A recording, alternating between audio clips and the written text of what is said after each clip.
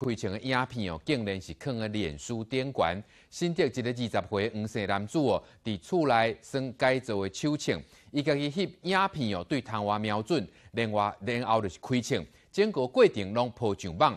警方2小时内就抓到人，才发现这是一支假枪，枪声是用配音的，这离谱行为，互警察害头。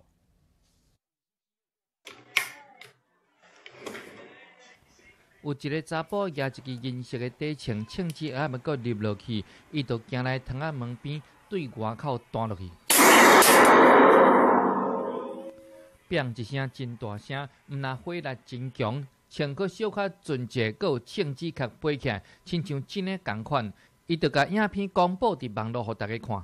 那你声音是用这个喇叭的啊？假会啊你啊！这个喇叭可以播放声音的。 这是用来配音的，配音的啊！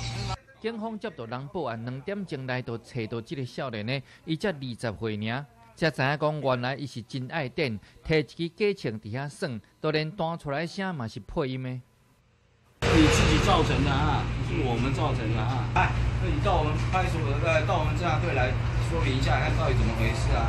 搞得全国的马上上新闻啦！啊，假会。 做这款憾事，警察看到一直害头，一直骂伊假咬，伊才社会特殊维护法上班。这个影片引起社会的惊吓，就要先去派出所说明。民视新闻新竹报道。